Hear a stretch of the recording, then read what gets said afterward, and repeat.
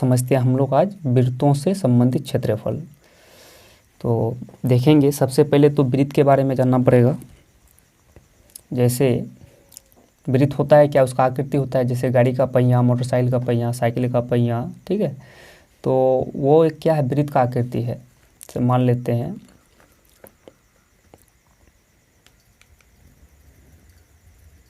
ठीक है, तो ये वृत्त हो गया। अब यहाँ पर वृत्त का केंद्र है और यहाँ से यहाँ तक जो टच किया, केंद्र से यहाँ तक जो टच किया, तो ये हो गया वृत्त की त्रिज्या। वृत्त की त्रिज्या को सूचित करते हैं आर से, ठीक है। जहाँ आर लिखेंगे तो समझ जाइएगा वृत्त की त्रिज्या है। अब देखिए एक दूसरा वृत्त ले लेते हैं हम, ठीक है। ये वृत्त का केंद्र है। अब देखिए ये केंद्र से, ठीक है, केंद्र से इधर भी मिलाएंगे तो त्रिज्या, इधर भी मिलाएंगे तो त्रिज्या, इधर भी मिलाएंगे तो त्रिज्या, केंद्र से जहाँ भी मिलाएंगे त्रिज्या। तो यहाँ से केंद्र तक मिला देते हैं, ये वृत्त की त्रिज्या। फिर ये केंद्र से इधर मिला देंगे, ये भी क्या है, वृत्त की त्रिज्या, ठीक है। तो केंद्र से ये त्रिज्या, एक त्रिज्या, केंद्र से इधर दूसरा त्रिज्या, दो त्रिज्या मिलकर के डायरेक्ट यहाँ से यहाँ तक इसको बोलेंगे व्यास। और व्यास को सूचित करते हैं डी से। किससे? डी से। तो दो त्रिज्या मिलकर के व्यास के बराबर होता है, ठीक है। तो सबसे पहले इसको समझते हैं नोट में।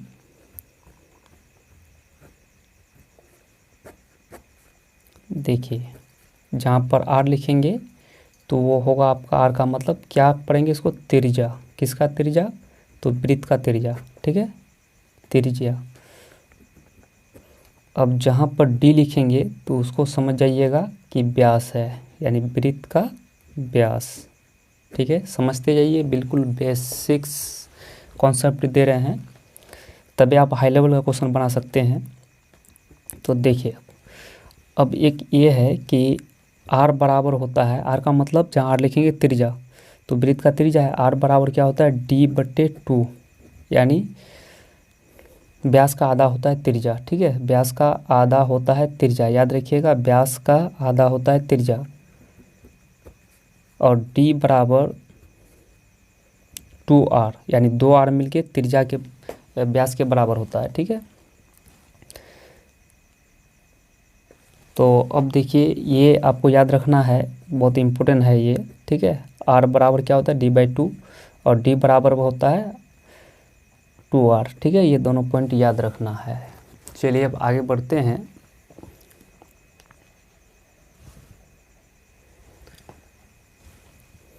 ये याद रखना है, R बराबर क्या होता है, D/2, और D बराबर 2R, ठीक है। अब एक पॉइंट और भी समझ लीजिए, एक वृत्त के अनुदिश, एक वृत्त के अनुदिश एक बार चलने में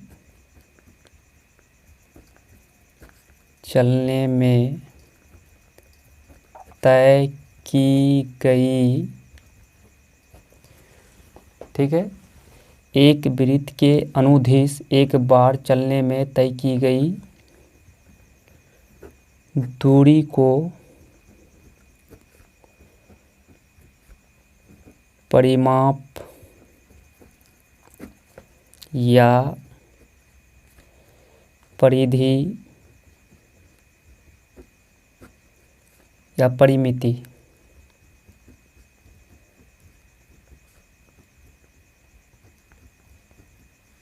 परिमिति कहते हैं। देखिए परिमाप, परिधि, परिमिति, ये तीनों एक ही चीज़ है, ठीक है।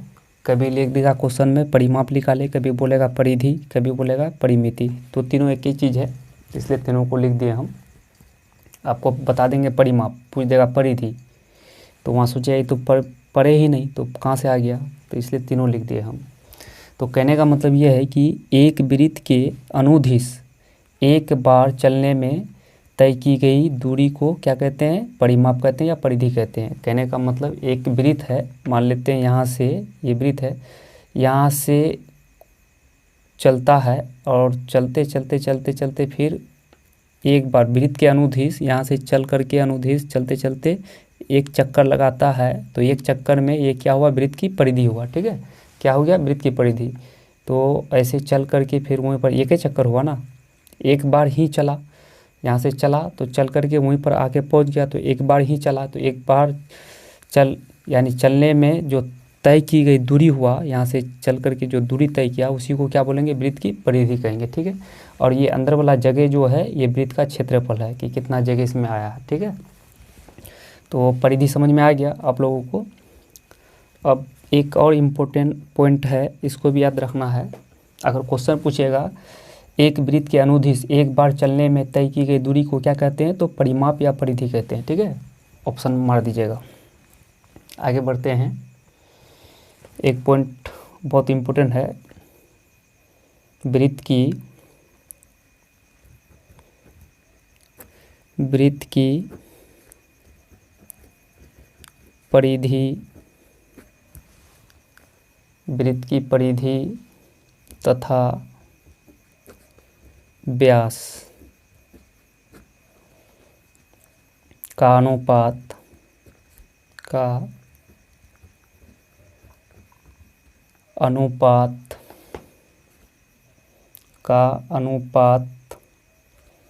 अचर होता है,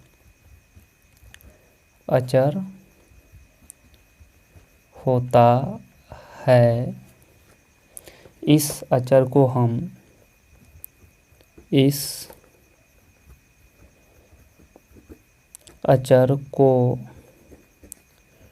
हम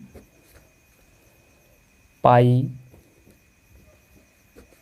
का मतलब ऐसे होता है ये पाई। ठीक है, ये जो लिखेंगे ऐसे, इसको क्या पढ़ेंगे, पाई, ये ग्रीक शब्द है, और ये पाई क्या है, अचर है, पाई कहते हैं। पाई से व्यक्त यानी सूचित व्यक्त करते हैं। देखिए इस क्वेश्चन को समझिए, इस पॉइंट को। सबसे पहले क्या है कि वृत्त की परिधि तथा व्यास का अनुपात क्या होता है, तो अचर होता है। क्वेश्चन में याद रखना, अचर होता है। इस अचर को हम क्या कहते हैं, इस अचर को किससे सूचित करते हैं, पाई से सूचित करते हैं। यानी परिधि तथा व्यास का अनुपात होता है तो क्या होगा, अचर होगा। इस अचर को हम पाई से व्यक्त करते हैं। ठीक है, जैसे इसको ऐसे समझिए, अर्थात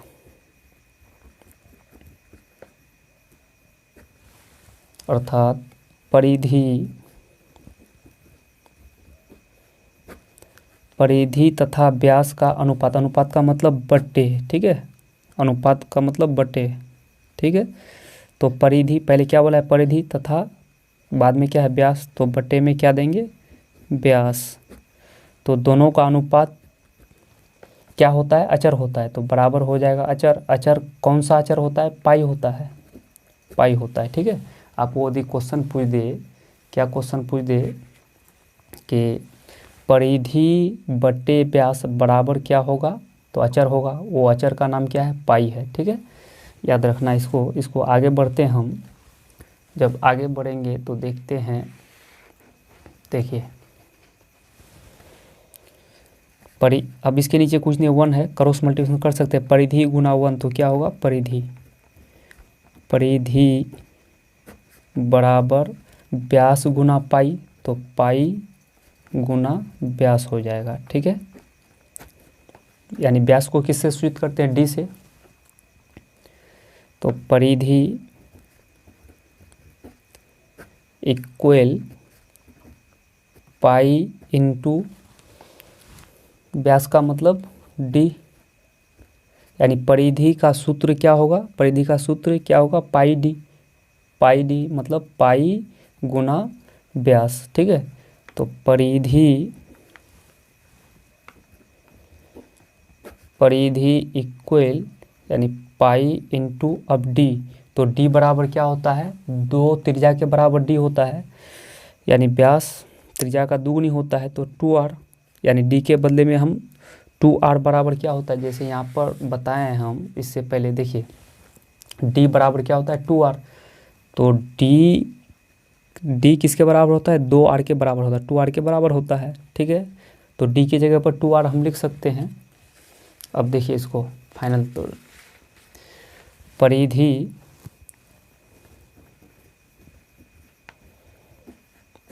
इक्वल यानी पाई इंटू 2r, तो 2 पाई r, ठीक है। तो ये हो गया आपका जा कर के परिधि का सूत्र, यानी वृत्त की परिधि का सूत्र क्या निकल गया मेरा, 2 पाई r, ठीक है। क्या निकल गया, 2 पाई r निकल गया। इससे 1 नंबर का क्वेश्चन सब सॉल्व हो जाएगा और इसका सूत्र हम निकाल लिए। चलिए अब आगे बढ़ते हैं। तो एक चीज़ और भी समझना है क्या, कि जैसे पाई, ये जो पाई ग्रीक शब्द है, जहाँ पाई की जगह पर उसका पाई का वैल्यू क्या लेंगे, मान क्या लेंगे, तो पाई बराबर 22/7 लेंगे। पाई की जगह पर जब मैथ को सॉल्व करेंगे तो पाई के स्थान पर क्या लेंगे, 22/7 लेंगे, या फिर क्या लेंगे, 3.14 लेंगे, ठीक है। जब तक क्वेश्चन में नहीं लिखा रहेगा, नहीं बोलेगा कि 3.1 लीजिए, पाई बराबर 3.14 लीजिए, ये बोलेगा तभी इसको लेंगे। क्वेश्चन में कहेगा कि पाई का मान 3.14 लीजिए, तभी हम इसको लेंगे। ये नहीं कहेगा तो हम जनरली सामान्य तौर पर क्या लेंगे, 22/7 लेंगे, ठीक है। पाई का मान 22/7 लेंगे।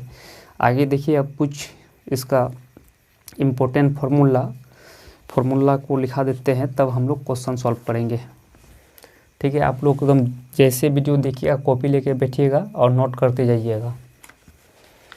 चलिए अब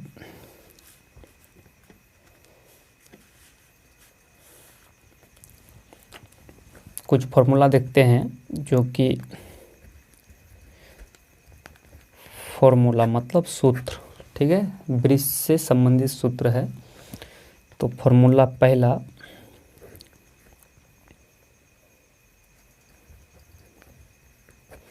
वृत्त का क्षेत्रफल। जब भी वृत्त का क्षेत्रफल निकालने बोलेगा, क्षेत्रफल का सूत्र होता है पाई r स्क्वायर, ठीक है। r का मतलब वृत्त की त्रिज्या, तो वृत्त का क्षेत्रफल का सूत्र क्या होगा, पाई r स्क्वायर, ठीक है। दूसरा वाला फार्मूला, वृत्त की परिधि। वृत्त की परिधि का सूत्र होता है 2 पाई r। क्या होता है, 2 पाई r। अब वृत्त के चतुर्थांश का क्षेत्रफल। वृत्त के चतुर्थांश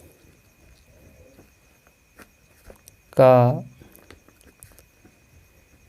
क्षेत्रफल का सूत्र होता है 1/4 इंटू पाई r स्क्वायर, ठीक है। 1/4 इंटू पाई r स्क्वायर होता है। फार्मूला नंबर 4,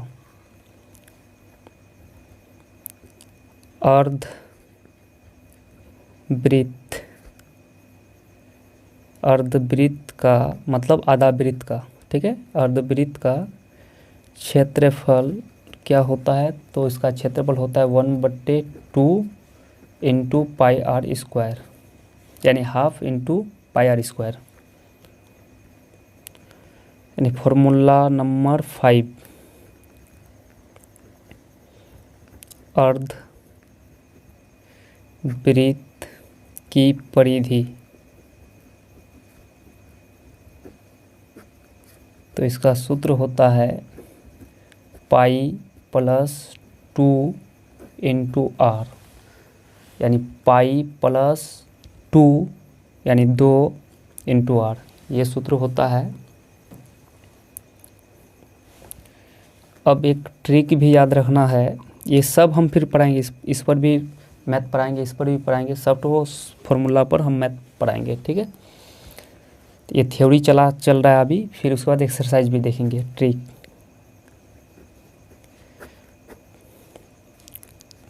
जो कि 1 नंबर का क्वेश्चन आप लोग को पता ही है कि अभी बोर्ड में 50% 1 नंबर है। 100 नंबर का एग्जाम होगा मैथ में, जिसमें से 50 ऑब्जेक्टिव रहेगा, 50 सब्जेक्टिव। ठीक है, 50 मार्क्स का ऑब्जेक्टिव, 50 मार्क्स का सब्जेक्टिव। तो ऑब्जेक्टिव बहुत इंपॉर्टेंट है। तो ट्रिक में देखिए, यदि वृत्त की त्रिज्या,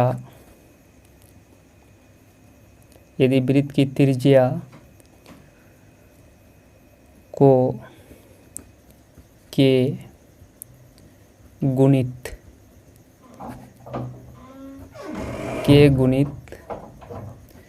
कर दी जाए तो, कहने का मतलब यदि किसी वृत्त या यदि वृत्त की त्रिज्या, मतलब एक वृत्त के बारे में बात हो रहा है यहाँ पर। यदि वृत्त की त्रिज्या को के गुणित मतलब के गुना, त्रिज्या को के गुना, यहाँ पर के जगह पर 2 गुनी, 3 गुनी, 4 गुनी हो सकता है, कर दी जाए तो नंबर 1 क्षेत्रफल, किसका क्षेत्रफल? वृत्त का क्षेत्रफल। तो क्षेत्रफल के स्क्वायर गुना हो जाता है, यानी के स्क्वायर गुना हो जाता है। और दूसरा नंबर में वृत्त की परिधि, ये सब फिर इसको क्वेश्चन देके समझाएंगे हम। परिधि के गुनी हो जाती है, यानी क्षेत्रफल के स्क्वायर गुना के पर स्क्वायर, यहाँ पर बोलेगा 2 गुनी, तो यहाँ पर 2 पर पावर 2 कर देंगे क्षेत्रफल में, और परिधि बोलेगा 2 गुनी, तो यहाँ पर 2 ही होगा आंसर। ठीक है, अब आगे देखते हैं। ठीक है, अब ये आप लोग याद कर लीजिएगा, बहुत इंपॉर्टेंट है, क्योंकि कभी कभी मैट्रिक में आपका डायरेक्ट फॉर्मूला पूछ देता है कि वृत्त निम्नलिखित में से वृत्त के क्षेत्रफल का सूत्र है या वृत्त की परिधि का सूत्र है। ठीक है, तो ये याद रखना ही पड़ेगा। आप लोग मैट्रिक में पढ़ते हैं, तैयारी करते हैं, तो याद तो करना ही पड़ेगा। ठीक है, मेहनत करना ही पड़ेगा, पढ़ने वाला विद्यार्थी सब कुछ करता है। चलिए देखते हैं। तो ये ट्रिक भी पढ़ाएंगे हम, तो ये ट्रिक को भी लिख लीजिएगा नोट कॉपी में। अब देखिए क्वेश्चन दिखा रहे हैं, चलते हैं क्वेश्चन में। क्वेश्चन किस टाइप से आ सकता है, कभी कभी बिल्कुल 1-2 क्वेश्चन ईजी दे देते हैं। जैसे पहला क्वेश्चन क्या है, यदि वृत्त की त्रिज्या 7 सेंटीमीटर है तो उसका मतलब वृत्त का व्यास होगा, तो यानी व्यास क्या होगा, तो इसका सॉल्व करेंगे। तो क्या दिया हुआ है, गिवन डेट यहाँ हम लिख रहे हैं। मैथ का क्वेश्चन में प्रत्येक क्वेश्चन में दिया हुआ रहता है, गिवन डेट का मतलब दिया हुआ है। तो क्वेश्चन में दिया हुआ रहता है, क्या रहता है, यहाँ पर देखिए क्वेश्चन में वृत्त की त्रिज्या दिया हुआ है। तो वृत्त की त्रिज्या को किससे सूचित करते हैं, आर से। तो आर इक्वल कितना है, 7 सेंटीमीटर। नाउ हमको क्या नाउ का मतलब अब होता है, अब निकालना है हमको क्या, व्यास। तो व्यास को किससे सूचित करते हैं, डी। तो डी बराबर फॉर्मूला क्या लिखा है, डी बराबर क्या होता है, 2r। ठीक है, तो डी इक्वल 2, अब 2 और r के बीच में इनटू है, r का वैल्यू कितना है, 7 है, यानी डी इक्वल कितना हो जाएगा, 7 दूनी 14 हो जाएगा सेंटीमीटर। ठीक है, ये आंसर हो गया, ये आंसर हो गया। अच्छा, आप लोग को कम दिखाई दे रहा था इधर से थोड़ा सा, देखिए एक बार फिर बता देते हैं। यानी आर का वैल्यू दिया हुआ है, त्रिज्या का मान 7 है। नाउ मतलब अब निकालना है, क्या निकालना है, व्यास को किससे सूचित करते हैं, डी से। तो डी बराबर सूत्र क्या होता है, 2r। डी बराबर 2 इंटू आर का मान 7। ठीक है, अब डी इक्वल 7 दूनी 14 सेंटीमीटर, ये आंसर हो गया। चलिए हम लोग नेक्स्ट क्वेश्चन फिर एक देखते हैं। चलिए अगला क्वेश्चन देखिए, उस क्वेश्चन में त्रिज्या दिया हुआ था, अब ये क्वेश्चन में क्या है, व्यास दिया हुआ है। देखिए, यदि वृत्त का व्यास 12 सेंटीमीटर है तो त्रिज्या का मान क्या होगा। पहला वाला जो क्वेश्चन पढ़े उसमें त्रिज्या दिया हुआ था, और यहाँ पर क्या दिया हुआ है, व्यास दिया हुआ है। देखिए सॉल्व करते हैं। गिवन डेट क्वेश्चन में दिया हुआ है, क्या दिया हुआ है, व्यास मतलब डी कितना है, 12 सेंटीमीटर। ठीक है, हमको क्या निकालना है, नाउ यानी अब निकालना है हमको त्रिज्या का मान। तो r निकालना है, r बराबर सूत्र क्या होता है, d/2।